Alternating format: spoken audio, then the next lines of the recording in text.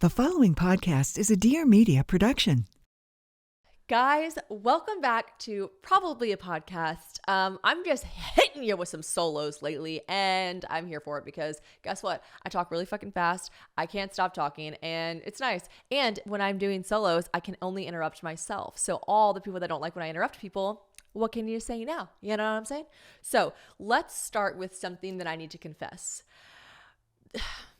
All right, I can't believe I'm saying this because I quite literally went through so much trauma, so much pain, nights of no sleep. Really just can't even put into words what I went through for this cartilage piercing, and I took it out.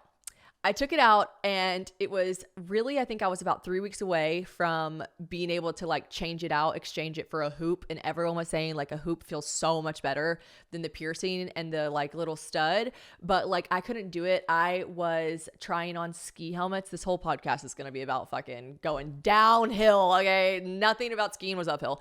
And anyways, I was trying on helmets because James is one of those people who actually skis. So he has his own helmet. What? And so he had an extra one for me. And as I was trying it on, I was literally I cannot. I have always hated this cartilage piercing. I cannot recommend a cartilage piercing less in your adult years. You really need to save that shit for when you're 16, 17, don't really care, or can just get over it, or you're drinking Smirnoff vodka anyway, so you have no will to live. So yeah, I took it out, but I knew who was going to be the most upset about that, and I knew it was Taylor, because Taylor and I got them together. We got them together at Tia Booth's bridal shower. It was such a cool bridal shower. Who has piercings and tattoos at a bridal shower? That's so fucking cool, for free. So we got them done together. It was a sign of friendship. So she was like, is our friendship over now that the cartilage piercing is gone? I don't know. And I said I would have to think about it. But yeah, so it's gone. But what all of you said, whenever I was complaining about it, which was every day, every other day, whenever I had the cartilage piercing, everyone was like, take it out. The second you take it out, it's pain-free. Because it hurts so bad that you think if I take this out, is it even going to help? It is the wildest phenomena. One, our bodies, and two, I guess just your cartilage. When I took it out, I'm not kidding, within literally 5 minutes, swear the hole was closed and I didn't feel it anymore. Now there's obviously a little knot there, but the hole is closed and I do not feel it. That night I slept on that side of my face and I was like, God is good to me. I'm so glad I took the cartilage out. I was trying to tell Taylor, I was take yours out, take yours out. She was like, no, bitch, I've had this in struggling with it for 6 months. I'm almost about to be able to switch it to something else. No. And I was like, oh, I am so glad I took it out. So I'm not gonna lie, I really, really liked the way it looked. I thought it was really cool. I'm gonna look into some faux cartilage piercing options because I did like the vibe of it. But yeah, fuck that thing. You know what I mean? Didn't like it. So that was my confession. And now let's discuss something that I thought was just gonna be a little blip, a little catch up, a little oh, what are we up to? But I am now going to give you guys the rundown of my ski trip to Aspen. All right, so here's the deal. Revolve calls, I motherfucking answer, okay? When they are emailing me, I'm emailing back. I'm not great with emails. It's something I'm trying to work on, but it's red alert status when they send me an email. I'm like, what you giving me? Clothes? A trip? What's going on here, girly? What are we up to? And I love that about them. So one thing that I think as far as influencer ranking goes, I do believe I'm kind of low on their trip list, which I don't care at all because I can kind of tell that I get asked a little bit last minute sometimes, and maybe they're just last minute people, but I don't really think so. I think maybe I'm the girl they call when 6 other people cancel, and I am so happy to take that place. I'm so happy to be that for them, and I will continue to be that for them. I will be their fallback girl every day, twice on Sunday. You let me know, Revolve. I will pick up the motherfucking slack. Okay. So, anyways, I get a call. All that being said, I get a call on Monday. I don't know why I keep saying call. I get a text. What? I got an email. They are not calling or texting me. I get an email and it's hey, Shannon, we totally thought about you for this trip. So let me break it down for you. When Revolve has trips, you guys have seen them online. They're usually really fun, group trips with a bunch of influencers or girls. And then you go to this fabulous place and you have dinners planned with them and you have all this stuff planned and events and whatever. So a bunch of people were confused when they saw me on this Revolve trip because they were where is Revolve? And I was well, on my botte. Actually, this whole outfit today is by Revolve. So I don't have a spray tan on, so I had to wear a turtleneck because none of my makeup matches. So if you look at my face and my hands, it's not good. So anyways, I definitely answer their email back, and they basically say like, hey, we've got these like rooms blocked off at the St. Regis. The St. Regis, honey. The St. Regis in Aspen. We're talking money. That's expensive as fuck. I'm involved no matter what they say next in the 4 like lines after this, whatever they say, I'm like, I'll go. So they're basically like, the only thing is it's literally this Friday through Sunday, and also, or Thursday through Sunday. And also, it's not really a trip with other people. You can just go on your own little mini trip. We'll give you some clothes to wear from Revolve that you can pick from. And then there's a pop-up there that we'd love for you to stop by. I was like, wait, hold on.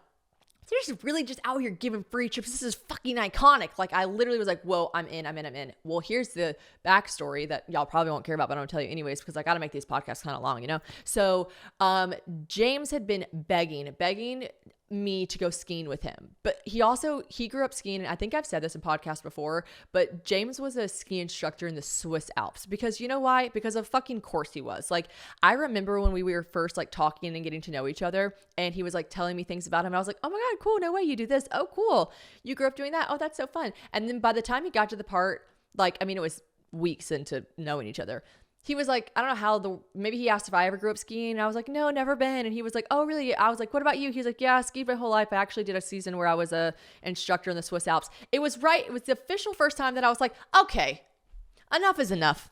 Enough is enough, Mr. Perfect. Oh, you were a ski instructor in the Swiss Alps. Oh, you played professional rugby. I was like, okay, who could keep up at this point? But obviously it's like still really sexy. So anyways, he obviously is very good at skiing. Okay. Let me tell you something. I did not grow up skiing, and I've said this before on the podcast, but like, skiing is a very expensive sport. And maybe if you grew up in Vermont, you could find like a, lesser alternative, or you would just be around it. But like, I grew up in South Carolina. Like, there's no snow, there's no mountains. So like, we're just not doing it. Okay. So obviously didn't grow up doing it, and he has been elated to get me to go skiing with him. And I've been really excited to learn, and I know it's a really fun group thing. A lot of my friends ski, and I've always been bummed, like, whenever they're like, let's go on a ski trip. I'm like, well, yeah, but I'll be holding y'all back. So I'm like eager to be the girl that finally learns how to ski, takes some lessons, gives it her all, and then can join my friends skiing. Because yes, do I love to après ski?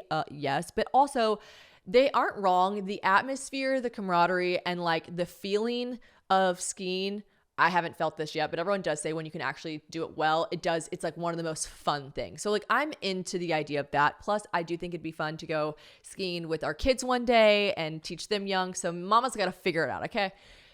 So I'm all in. And I say all this because I did have a couple people message me like, oh my God, I can't believe James is making you do all this. I'm like, no, he's not making me do this. I really want to do this. All right. Now, there are a lot of things that I don't like to do that I do, like, because as a partner, I want to try to like compromise with things like, I don't know, certain things like, I don't know, we don't really drink during the week anymore. Let me tell you, who wants to drink during the week? Me. I do. I want to drink during the week, but I'm like, you know what? This is a nice compromise. It's healthier for me. If I go out with my girlfriends, I'll still drink during the week every once in a while, whatever. But this time, this really was, I wanted to figure this out for myself. So, and nevertheless, we go. We are sitting. Oh, are you joking? I have to tell you this part. And I teased it on my Instagram, and I have to tell you guys. Okay, so we are walking through the airport. Bags are packed. Oh, well, first of all, gosh, this actually will be a long podcast.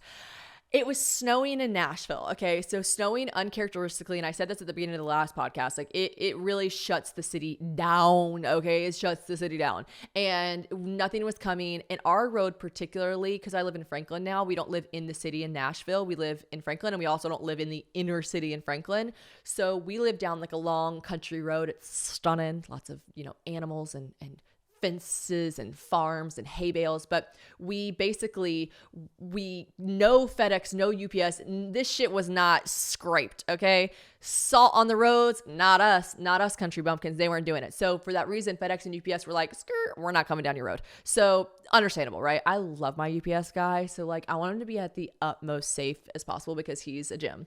So anyways, we didn't get any packages. Well, that being said, first world problems, boo, Shannon, people are dying. Yeah, I know, but none of my clothes from Revolve came for Aspen.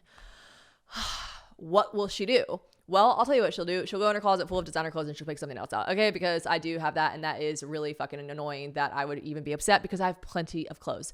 But I also was looking forward to wearing the free clothes I got from Revolve. Guess what? This outfit was from it. I was supposed to wear this in Aspen. How fabulous do I look? Thanks, Revolve. So all that being said, there was a lot of like factors that came into play, like getting to the airport. We weren't sure if our flights were going to take off. They were going to delay. Everyone was getting stuck. Ours does take off. We get up really early. We go. I'm backseat driving the whole time to James because he is insisting that he drive, even though he's not from this country and has never driven in the ice before, but okay. Classic fucking man. And then we get to the airport and we're checking in, and we had to check a bag. I'm a big no check a bag girly, but like, listen, we're going somewhere where you have to wear big coats and ski gear. So I am at the airport, but we're at the part where you just check the bags. We have not gone through security yet. So we're just checking bags. And I see this little doggy come over and start sniffing all over my stuff. And I'm like, oh my gosh. I'm like, so I literally have the thought, like, obviously a security dog, obviously like a drug dog. And I literally think to myself, weird. They normally don't sniff your bag until you're like coming through secure. Right when that thought hits my brain, the dog is very obviously not a security drug dog. It is someone's personal dog, and it lifts its leg. This is an important part of the story that I have to note for no reason to brag or anything, but I just have to tell you guys that everyone there had regular suitcases. I myself had a regular, like, big check suitcase, but in the whole line, it was a long line. The whole line, I was the only person with a Louis Vuitton little carry-on suitcase and a Louis Vuitton duffel on top of it. Like, it was very like Louis V, whatever, right? This dog. And one might say, and I imagine if I was in this line, I would also be laughing like, that is fucking hilarious. The dog only peed on the girl with the fucking Louis Vuitton luggage. This dog lifts its leg. It pisses for so long. I am like, no. What do you do? It's not your dog. It's not my dog. It's not my dog. His leg is so fucking high up in the air, and there is pee. You guys, puddle. I took a picture of it. A puddle of piss underneath my suitcase, and obviously all over my suitcase. And I'm like, no. James is like, what the fuck? I look to my left. The guy whose dog it is, he's in a wheelchair. Okay, he's an old man. He's in a wheelchair. His dog has a service dog. The guy wasn't blind or anything, but like, obviously I think if you're in an airport with a dog, it has to have like one of those service dog vests on. So that's why I thought it was a drug dog. I'm like, I'm like looking at all the pee. I'm looking at my suitcase. James is looking at me. I go, your dog just peed on my suitcase. He's wheeling. He's just wheeling it fast. He's going fast. I'm like, oh my gosh. I just look around. I'm like, I don't know why I was embarrassed, but I was like very embarrassed that I was like, you know why I was embarrassed? Because like, I'm this dumb bitch with all this Louis V suitcase and a dog just pissed on it. Like, that's embarrassing. I don't know how to explain it. I was just embarrassed. I was like, I wish this was a regular suitcase. I'm embarrassed. And so I look, and I quickly realized though, I don't have anything to wipe this up with, like literally nothing. And so I chase after the guy in the wheelchair, and I'm like, excuse me, sir, sorry. I'm like, you know what? I'm going to give myself so much credit here. I'm going to really, really brag about myself for a second. I don't know well, for the most part, I'm honestly not a really like confrontational, mean person, unless I guess I'm in a bar in Paris and the guy that's English is telling me to shut up. But other than that, when I'm being a nasty little girl, for the most part, I'm not a nasty little girl, and I'm really kind. And I ran after him, and I was really nice. I was like, hi, sorry, excuse me. Do you happen to carry wipes with you or anything? And he goes, was it your suitcase my dog peed on? And I was like, yeah. Yep, it was. Mm-hmm. And he was like, I'm sorry about that. I was like, listen, that's okay. Do you have any wipes or anything maybe you travel with? He goes, yep. Takes him a while to get he's in a wheelchair, guys. He's like trying to get his like baggage in his lap. He's like opening compartments. He gives me like a pack of wipes that had like, I'm not gonna lie, like 2 wipes left in there, but that's okay. He was still very nice. He gives me a pack of wipes, and I say, thank you so much. He apologizes, and I run back and I wipe off my suitcase. It was motherfucking gross. Okay. Like, I'm wiping dog pee off with a wet wipe. It is what it is. But like, there was no way to get under the suitcase without, it was just rolling around and the pee beneath it. I got pee on my hands. No questions asked throughout the day as I picked up and put it through security, whatever. But here's the thing. I wipe it off.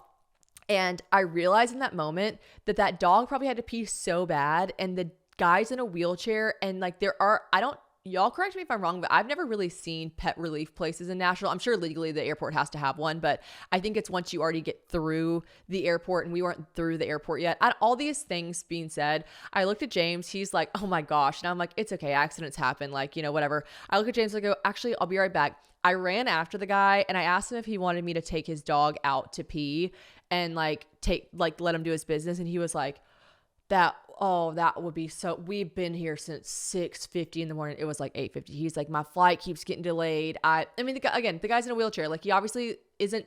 I'm sure he loves his dog. I'm sure it's just very inconvenient to, like, ask someone to take their dog out. So I was like, do you want me to take your dog outside to go potty?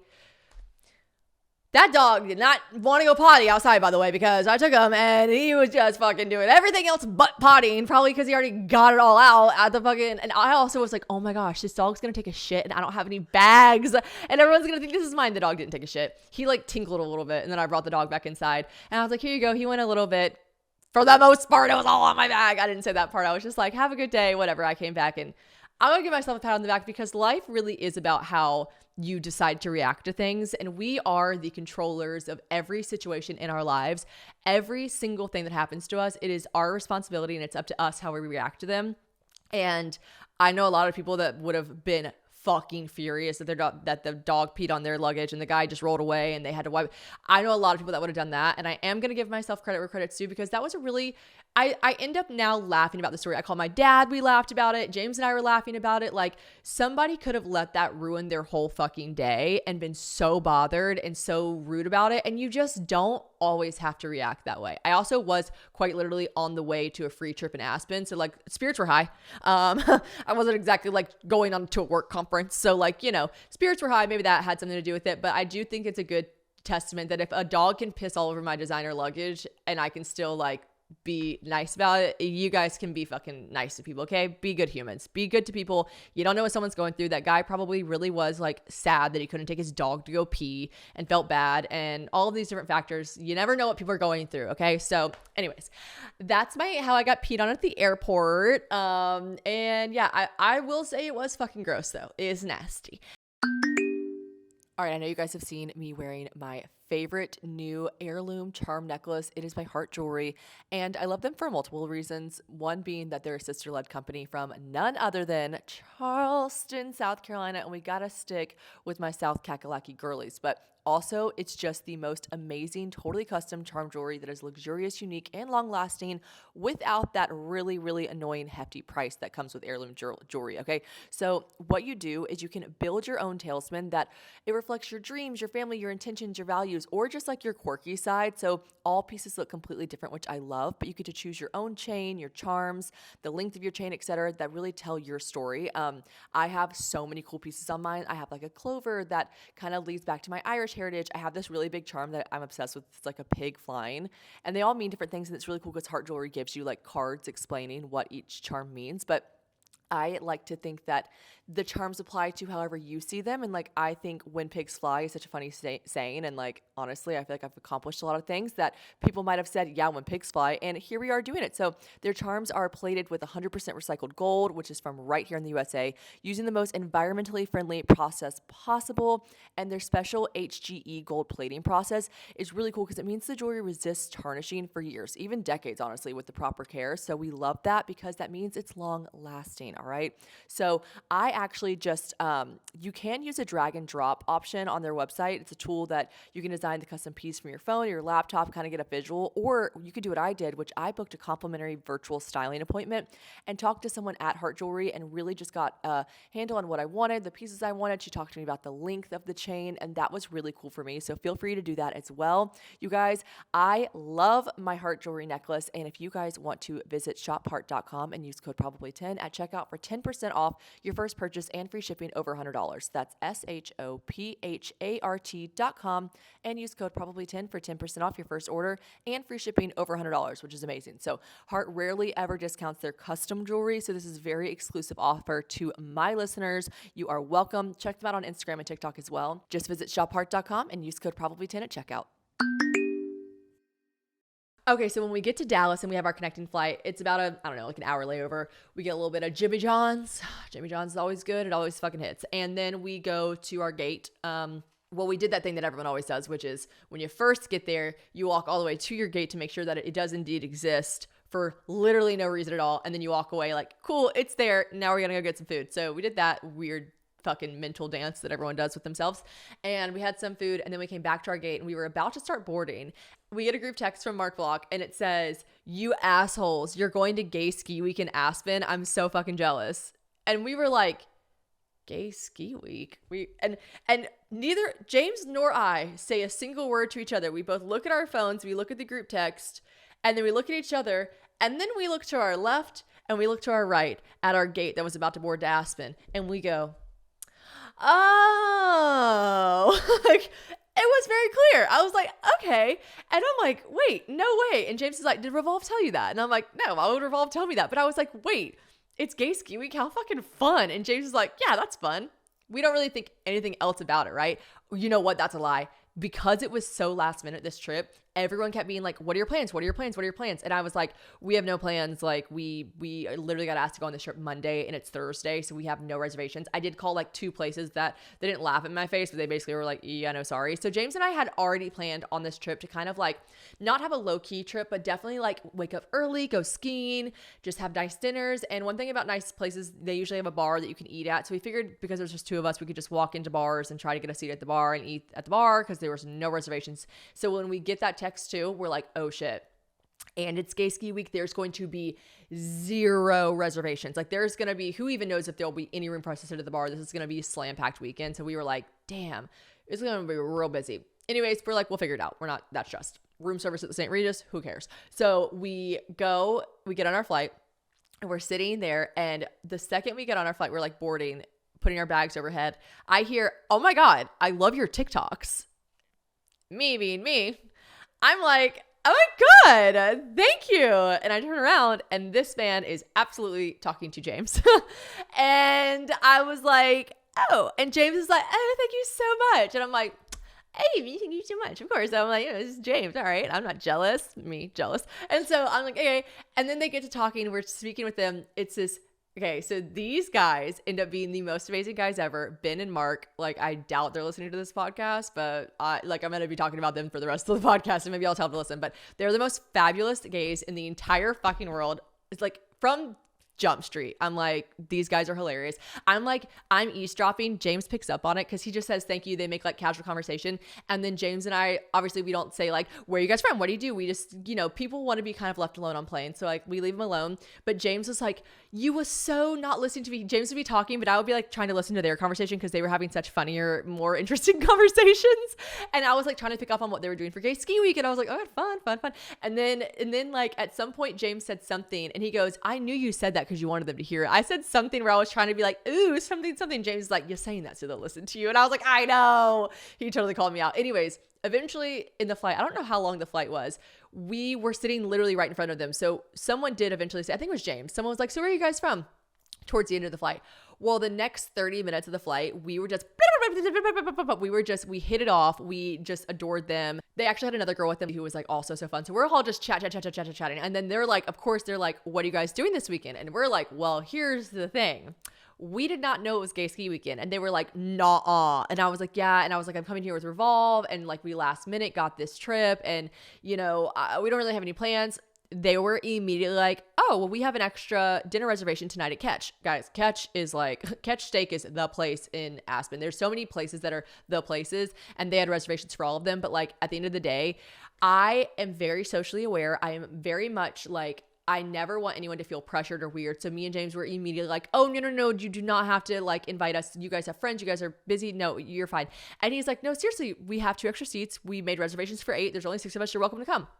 I'm like, okay, but if you guys change your mind or decide you want to invite someone else, just lie to us and tell us that it's not available anymore and we will pick up on it and we will totally just like let you guys be. He's like probably like, what in the fuck? Okay, fine, it's fine. But I just like never want anyone to feel weird. So we go wait for our luggage. Again, we're getting along with them so swimmingly. Also, like, I'm sorry, but like gay ski week, my Super Bowl. Like being surrounded by the gays, my Super Bowl, my dream come true, like love. So I just knew we were gonna have a fun time and James was like all in, so excited too. And so we go to this really fancy restaurant that night. It's so funny. They were like, well, we were curious if you were gonna show up. I was like, imagine. We just no-showed to this gorgeous reservation. The first night we were there, we hit it off with them immediately. We have the best time. We go to this bar club. First of all the restaurants in Aspen are boiling. If you ever go there, I force James because obviously like we love James Middleton, but that man is not a gay man. So like he cannot dress himself. I have to dress him. So he's going to hate me for saying that. He really does dress himself well. He's got good fashion sense, but naturally before a really fashion forward trip like this, in Aspen, I packed mostly for him. So I felt bad because I forced him to bring all these sweaters and he kept wanting to bring t-shirts. And I was like, t-shirts?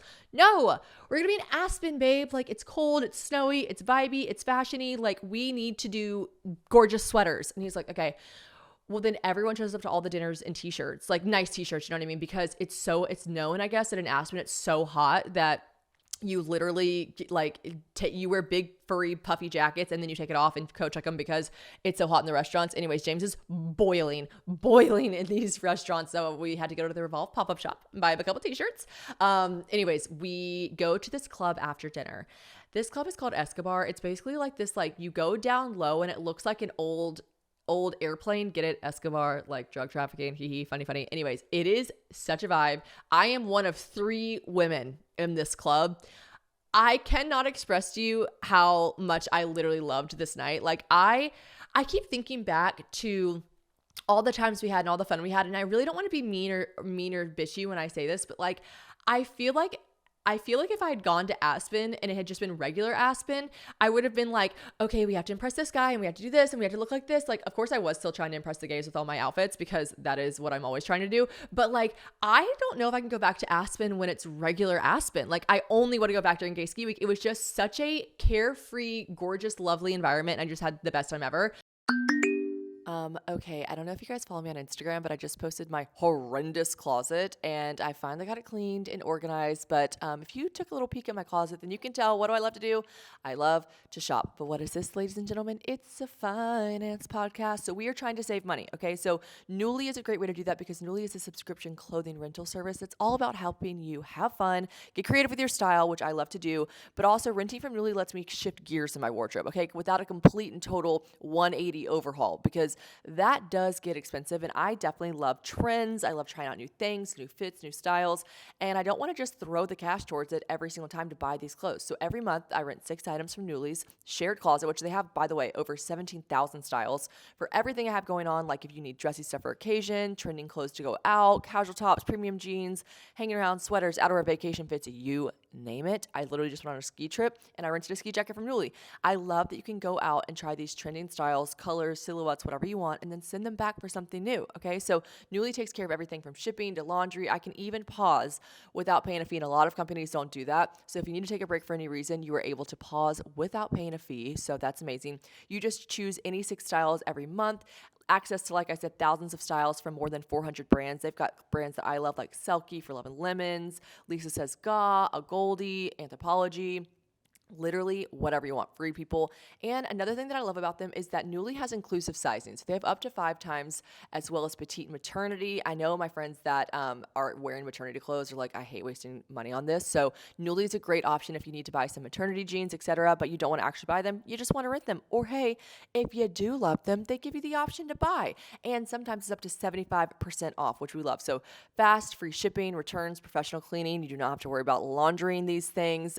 It's just amazing. So if you want to try out Nuuly, I think it's a great value. It only has $98 a month for any 6 styles, but right now you can get $20 off your first month of Nuuly when you sign up with the code probably20. So just go to nuuly.com. That's Nuuly with 2 U's and enter code probably20 and sign up to get $20 off your first month. That's nuuly.com, Nuuly with 2 U's and code probably20. Nuuly subscription clothing rental. Change your clothes. But we're at this club, Escobar. The star of the show for the weekend was obviously not me. Obviously, James was getting the most attention. Like he was king of the world, which, you know what, everyone, I called Taylor and I'm like, man, I wasn't getting any attention. And she goes, Shannon, imagine you're in a club and you realize that every single person in the club wants to fuck you. Wouldn't that feel nice? And I was like, yeah, that would feel nice. You know what? We're going to let him have this. We're going to let him have this. That would be a nice feeling to have. Everyone should feel that. Okay. So we'll give it to him.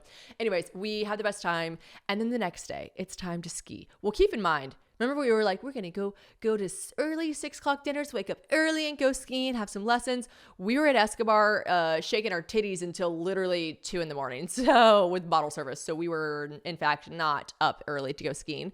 So we get up, we have a leisurely breakfast, and then we decide to forego the lessons. I'm like, James, hear me out. Why don't you take me skiing and you teach me a little bit. And if we hate our lives because everyone was like, oop, this is going to go one or two ways, you're either going to like love him teaching you how to ski or you are going to literally break up. And I'm like, true.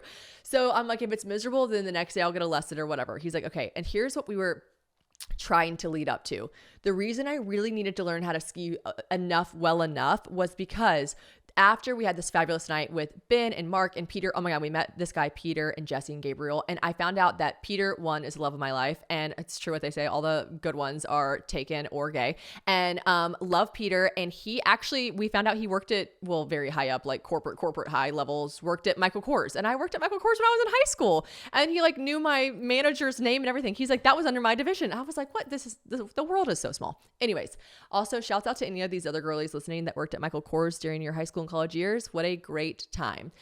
So we go to ski the next day and they tell us after our big night out, they're like, there's this place called Cloud9. Now Cloud9, I need you to Google it if you aren't aware of it. Although I think everyone that is like on Instagram and sees Aspen is like, and Cloud9, there's all these like parody accounts where it's like, you can't go to Aspen if you don't go to Cloud9. It's basically this like chalet that you ski to with the most amazing views because it's so high up on the mountain, but the only way to get down from it, and it's like where they have this like countdown throughout the whole, like you have like a 4-hour seating and you buy, the only thing they sell is champagne and beer, and the only thing you can do is drink champagne and spray champagne. And I feel like if you guys saw my story or anything, just Google Cloud9 champagne spray. Like they give you guns, like these massive fake champagne guns that just like just spray champagne everywhere. People wear goggles because it actually hurts really bad when you get champagne in your eyes. Anyways, it's this whole thing. And I'm like, obviously iconic. What did they say? Because these men are the most amazing men in the world. They were like, we have 2 extra seats. You guys should join us for Cloud9. And I'm like, shut up. No way. That is the one place I've like been dying to go because I'm a basic bitch. And so like, I wanted to go so bad. And I was like, I'm in. But the caveat is you have to be able, they say it on the website. I went on the website before we came. It was the one place that all my friends, like my friend Cassidy and everyone was like, you have to go to Cloud9.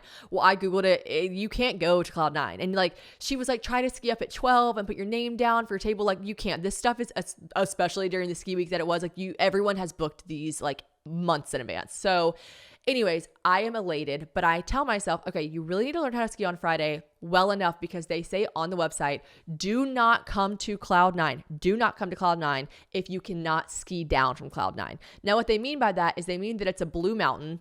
It's a blue level mountain. So there's green, blue, and then black diamond. So there's a blue level mountain, which is difficult as fuck in Aspen. Blues in Aspen are like blacks in certain places. So very difficult mountain. And then you go down this very difficult mountain and then you go up one more lift. It's literally called the Cloud9 lift. And you go up even further, an even steeper mountain. So anyways, Friday comes. That's just explaining Cloud9 to you. And then after you're done drinking all day at Cloud9, not all day, but like for 2 hours, you then ski down the treacherous mountain. It really doesn't make sense from a safety perspective. But anyways, so nevertheless, I want to go. So we go on the first day.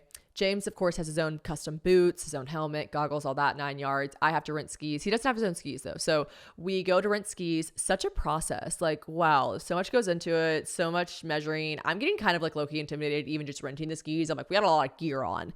Like we're really strapping in. And then we get on this little bus. It takes us to, we are suggested to go to, this is so Shannon.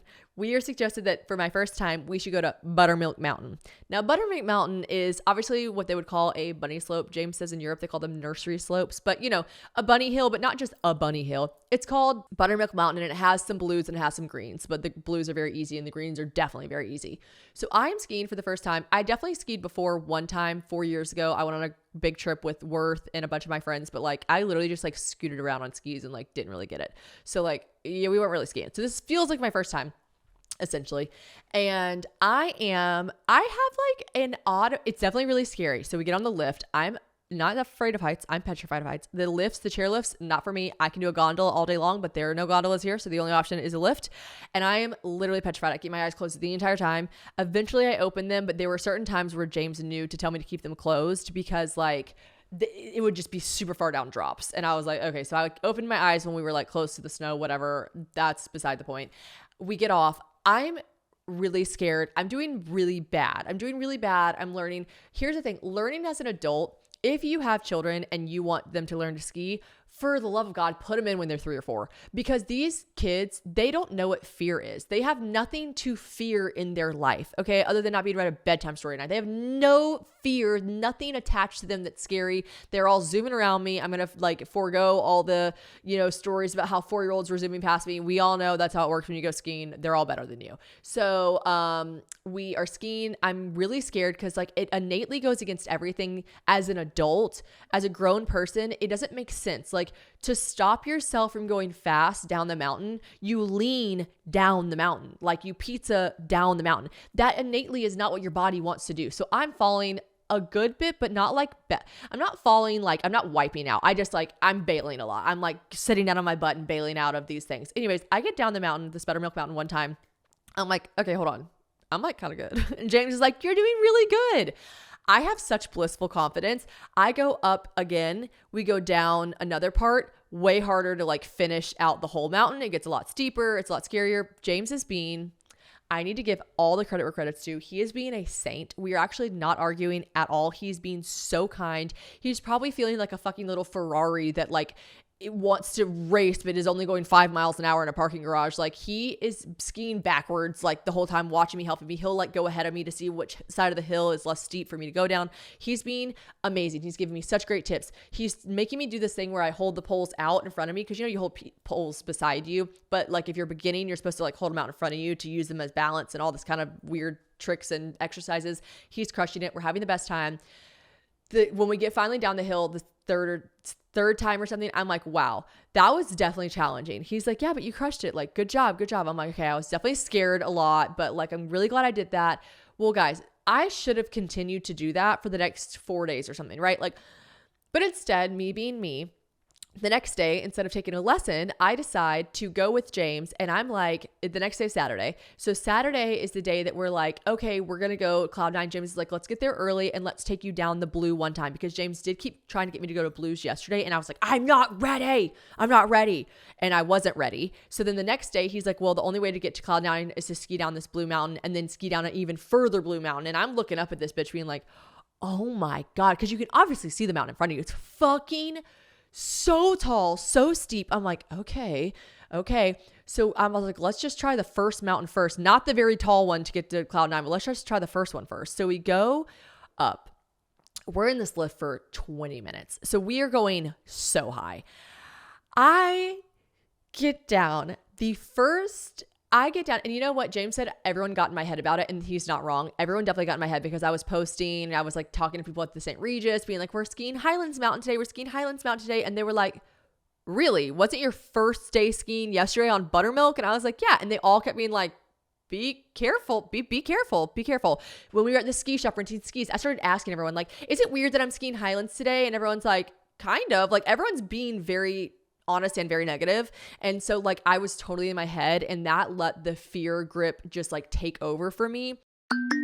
All right, guys, one thing about me, I'm super hyper freaked out to smell bad. I just am. But another thing about me that I'm always looking for is a deodorant that's just going to be healthy. And I feel like this is a very trending topic right now, that deodorants aren't always good for us, some deodorants. So I am on a hunt. I've been on one to find a deodorant that I love, that is safe to use, because we're putting it in places that are really close to your lymph nodes, et cetera. You know what I mean? You need to be good and really weary about where and what kind of deodorant you're using. So I've been using Lume, but here's the coolest part about Lume. So Lume was actually formulated and designed by an OBGYN, and she's like, I don't want this to just work on pits. I want this to work on feet, your privates. I want it to go below the belt. I want to be able to use this on our thigh folds, on our belly buttons, butt cracks, under boobs, whatever you want. And let me tell you something. I have used Lume on my under boobs before, because I live in Nashville and it gets hot here, and I really, really think it is just amazing, because here's the thing. Lume is clinically proven to block odor all day and control odor for up to 72 hours. And how? Like, literally how? Well, this is way above my pay grade, but unlike certain deodorants that try to mask odor with a fragrance, Lume is formulated and powered by mandelic acid, so that stops odor before it even starts. So it's more like a pre-odorant kind of thing. It's baking soda free, paraben free, and like I said, it's pH balanced, so it's safe for use below the belt. If you so please, you're welcome to do that. It was created by an OBGYN, so she knows, all right? So it's clinically proven to control odor longer than, are you ready for this? Better than a shower with soap. 12 hours after a shower, the average person has an odor level of 6 6 out of 10, but with Lume deodorant, the average odor is a level 0 out of 10. Okay, that is just amazing. I love Lume, and like I said, I feel safe using it. And I think if you guys want to make the switch to Lume, it's a great call. Not only is it safe to use, but also you're going to save money because, like I said, you can use it in way more places than just your pits, all right? It is proven to block odor all day long, like I said, and it is pH optimized formula. So they've got over 275,000 5-star reviews to show for it. So trust that if you don't trust me, but trust me, you're going to want to get Lume deodorant because new customers get $5 off Lume starter pack with my exclusive code and link. All you have to do is use code probably at lumedeodorant.com. That's LumeDeodorant.com and just use code probably. You're welcome. I cannot express to you guys. We go down this mountain. It is the first 10 feet. I'm like, I'm not doing it. I'm not doing it. I cannot get down this mountain. I cannot. And I'm like, before it's too late, let's go back and ask if I can ride the lift down. Well, you can't ride the lift down. It's like a safety thing and you can't. So you have to be taken down in either like a cat or one of those medic ones where you're like strapped, laying down. It's mortifying. James is like, you can do it. You can do it. I was like, I can't. He was like, you can do it. Here's where our relationship starts taking a bit of a toll because he was doing everything right. He was being calm. He was being supportive. He was telling me I could do it. And I was literally like, I can't do it. And I wanted to turn back so bad. And he was like, baby. So he convinces me to ski down like 2 more little like do slopes. I am bawling my eyes out. I take my skis out. I'm wiping out like you can't imagine. I have just started feeling normal again. I am wiping out to the point where skis are flying. I am crying. Tears are just steadily falling and they're just landing in the foam of my goggles. They're just landing in the foam. Every time I would do something good, every time I would complete something, he'd look at me and be like, I'm so proud. Look, you did it. That was a really steep hill. You did it. And instead of it being encouraging to me and me being like, wow, I did that. That was amazing. I would be like, but I don't want to do it. And here's the thing, y'all, he wasn't forcing me to do it. I was like, please, can we please ask that person in the red coat? That person knows because like the people that work there wear red coats. He was like, baby, the only way to get down is to ski. It's the only way. Like you can take your skis off and we can slide down on your bottom, but you don't need to. Look, you just did that. You can do it. And I was like, I don't want to do it. I hate this.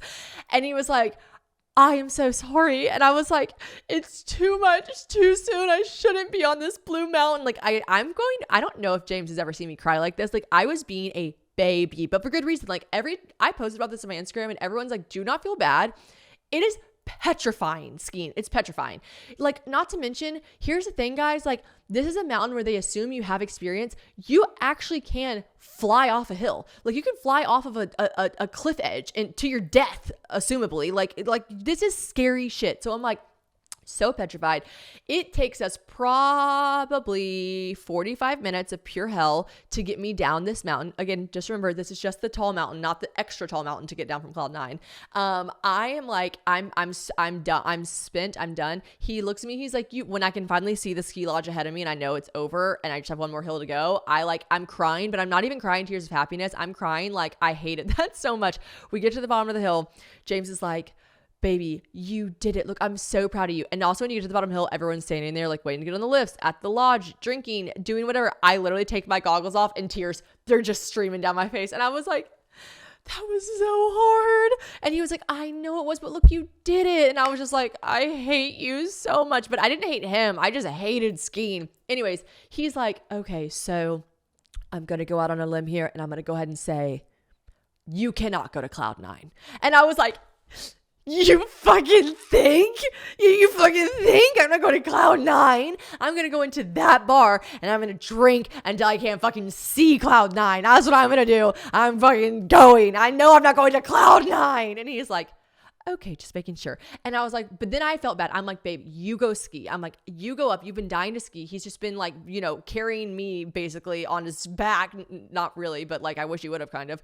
It's awful, right? So I'm like, you go ski. I'm going to go sit in this bar right here. I'm going to get obliterated. You go ski and have the time of your life. Go all down all the zoomy, hard hills, black hills, all you want. I am going in there and I'm never skiing again. I didn't say I'm never skiing again. And I did tell him, he was like, look, you can do it. Like you just did a really hard blue. Like that's really impressive. And I was like, tomorrow I'll take a lesson. I'll go back to the greens. I'll really get my self together, whatever. I'm done skiing for now though. That was petrifying. He's like, I get it. So I'm like, go up there. Well, right when we say this, all of our friends, Ben, Mark, Peter, the whole gang, Jesse, Gabriel, they all come up and they're like, you want to go do a couple runs down before we all go to Cloud 9? And I like lift my goggles up and there's just like tears and mascara. And they're like, uh-oh, what's wrong? And I was like, I'm not going to Cloud 9. That was bad. And I'm also trying to not sound like a drama queen because like, here's the thing, like, y'all think it's funny me telling the story and like dragging it out. It is funny. And it's like, honestly, it is funny, but like, I didn't want to be the girl that just like couldn't stop talking about how much she cried and how much she hated skiing. Like, that's just like not the vibe. So I just like told them basically like once or twice, like, you don't understand. Like, I literally just like had 4 or 5 Minty Bees, like breakdowns. Like, these weren't regular. I wasn't just like, I'm scared. I was like, I don't want to be here. Like that kind of crying. Okay. It was that level. So I'm like telling them, slightly calmly. And they're like, oh, you have to go to Cloud 9. And James is like, she's not going to Cloud 9. And I was like, I cannot go to Cloud 9. Plus then I look up at because James did say, look up that hill. You just skied all the way down that. And that was the only moment where I was like, wow, okay, I'm really proud of myself. That was cool. Even though it was like petrifying getting down and really, wasn't really a win. There were people, because like I said, you're supposed to be like experienced. When I was holding my poles out, which like nobody is doing that other than like 3-year-olds on the bunny hills yesterday. Like when I'm holding my poles out, there was this one time where someone skied past us and James was skiing backwards, like coaching me, and I was holding my poles out going really slow. There was someone that skied past us and was like, hey, she doesn't need to be here. Like yelling at James. Cause like thinking James was like trying to coach his like person, like James was a teacher trying to coach his person on a really experienced hill, and the guy literally was like, you're not supposed to be here. And I was like, I fucking know. I know that. And so anyways, I get down and they're like, you have to come to Cloud 9. And James is like, she is not coming to Cloud 9. Cause I looked up and saw the mountain and then saw how higher up the Cloud 9 one was. I was like, yeah, no fucking shot. Anyways, they all are like trying to convince me. I tell them, you guys go. James, everyone, there's an hour before Cloud 9 starts. You guys go. Have fun. I'm going to stay down here. I'm going to absolutely miss. Please take videos. James, go to Cloud 9 if you want. I even tell James, go to Cloud 9. It's going to be fun. They spray champagne. Apparently, it's iconic. I'm going to miss it, but go. James is like, I'm not fussed about Cloud 9. I'm not going to go if you don't go. Like, I'm not going to do that to you. And I was like, everyone just go have fun and do their own thing. James leaves with all the guys to go up and go down a couple times for a few runs before they all go to Cloud 9. Peter and then a group of our friends, Ryan, who was from another group of friends, but I've known him forever. He's friends with Margot, everyone. Ryan is not a good skier either. Peter and Ryan look at me and they're like, Shannon, you can't miss Cloud 9. And I'm like, yeah, guys, I can't go up there, let alone ski down it. I can't do it. And they were like, listen, you'll go up the lift to the big mountain. You'll ski down a tiny mountain to the Cloud 9 lift. And then the Cloud 9 lift will take you really high up the mountain. And then when you get there, you do have a little tiny bit of a curve to get down to Cloud 9, but you can definitely do it. And then after we drink, you'll tell them you're too drunk to go. And they have this thing called a cat that like is a giant vehicle that will take anyone that's drunk, sick, or injured down the hill. So you don't have to ski down it. And I was like, we can confirm this. We can confirm. And they're like, yes, 100%. Everyone's like, yes, 100%, 100%. The guy's like, I'm taking the cat down. I can't go. I'm like, 100%. They're like, 100%. And I'm like, and you think I can ski from the lift at Cloud 9 to Cloud 9? He's like, yeah, it's like, I don't know, like 400 yards. And I was like, confirmed. He's like, confirmed. I'm like, I don't know what came over me, guys. I was like, okay, I'll go. I know what came over me. I want to go to fucking Cloud 9. I'm a basic bitch. I was like, okay, I'll go. Keep in mind, James has already gone up the hill and left me being like, bye, have fun. I got to go. I'm never doing that again. Love you. Bye. We're about four lift carts behind him. He gets off. I see him get off and ski like in a circle around, and I get off and I go, James. Keep in mind, the lift is a 20-minute lift. It's a 20-minute lift, which I also have my eyes closed the whole time. Peter was probably like, you're so weird. I get off the lift. I'm like, James. And he turns around and he goes, for fuck's sake. He's like, you're on the mountain again. And I was like, but not in a happy way. And I was like, yeah, I'm going to ski to Cloud 9, go up. And then there's like this cat thing that will take me down. And he's like, Shannon. He like skis over to me. He's like, Shannon, can you ski from Cloud 9 lift to Cloud 9? And you still have to ski to there. I was like, yeah, they're telling me it's like a 400 yards. It's nothing crazy. And they have a lot of confidence in me. And he was like, do you have confidence in you? And I was like, no. But if I have to take my skis up and walk, I'll walk. And he was like, fuck's sake. And I was like, but go down, go do a bunch of runs, go have fun. I'm going to go to Cloud 9 early and like help them roll silverware or something. He's like, what the fuck? But I go to Cloud 9 early. It actually was not treacherous that I pizzaed all the way down, slow plowed just to get to Cloud 9. And then I have this realization when we're having the time of our lives at Cloud9, like the time of our lives. I have this realization that I'm not drunk enough to be a girl that's like blah, blah, blah, blah, blah. And I don't have a broken arm or anything. So I'm like, what the fuck do I do? Oh my God, are they going to tell me I have to ski down? Like, I'll throw a fit. I'll throw a fit. I'll throw a fit. Like, I will literally be like, my death is on your hands. Is that okay? Is my blood on your hands okay? So I come up with this genius plan, and the genius plan is to say that, and actually, I don't know why I just said I came up with it. I cannot take credit for this. My friend Ryan comes up with this genius plan to say that his contacts fell out, but his boyfriend appendix ruptured. So I'm like, y'all use that. Like, how genius to say that your contacts fell out. You don't have to act too drunk. You don't have to have a broken limb. You don't have to fake a limp. You're saying your contacts fell out. You don't have to fake having contacts. You say they fell out. Like, it's fucking genius. Like, they don't want you skiing down the mountain if you can't see and you've been drinking. I'm like, ding, ding, ding, ding, ding. So we get on the cat ride down, okay? First things first, know this. If you're going to pull this card, this thing takes 40 minutes before it takes off because they load it up with all the trash. You're basically taking the trash truck down. So you have to wait. First of all, me, trash. Trash. I am trash. I am where I belong. And we are on this giant trash truck. It's huge. I don't know how it goes down the mountain because it's going the same like way down the mountain. Like, I really would love to look into the mechanics of it all. I'm very interested. Anyways, it's huge. It is fitting all of us on there. By the time we have not even left yet, and James is like, we're down the mountain. I'm like, oh, you should probably just go ahead and head back to the hotel. We haven't even left yet. And everyone's saying the cat goes so slow, obviously, because it's like a giant vehicle going down a steep mountain, that it takes an hour to get down. Okay, so we're having the time of our lives. Someone has a bottle of Fireball. I'm drinking a lot of it. I'm also on it with a bunch of like really fun people, but also on it are people who are so drunk, and I feel so bad for them, but not really that bad, I guess, because I took a video of one of them puking, but I'll put a little emoji over their head. I got some messages being like, this is so fucked up that you filmed them. And I was like, you're right. Like, that is pretty fucked up, but also in a way funny. And I protected their identity. So I will wear that badge. I will wear that badge that I am no one's, I am not a saint. I'm not a hero. I do fucked up shit sometimes. And that was probably falling into the fucked up category. And would I want someone to film me when I was throwing up? No. But if it was like a really fun, crazy ski week and I drank too much, also, maybe I deserved it. Anyways, this guy also threw up on everyone's boots. Not mine, but he threw up on a lot of people's boots. So like, also feel bad for him because he probably can't help it, but like, he was puking a lot. So people were just all over the cat. Like, it was just like, I don't know how to explain to you. It just felt like I was back in college and I had fun. Like, I was not like, oh my God, gross, people are throwing up. Oh, and there was snow all over the cat. So like, it was just like sticking in the snow and stuff. Oh my God, so much like fondue bits. Ew, it was so gross. Anyways, we just had the time of our lives for an hour going on the cat, but it literally took us like 2 hours. So if you're going to pull this like shebang where you lie and don't ski down the mountain, just know you're setting yourself back about 2 hours, 2 pukey hours. Okay.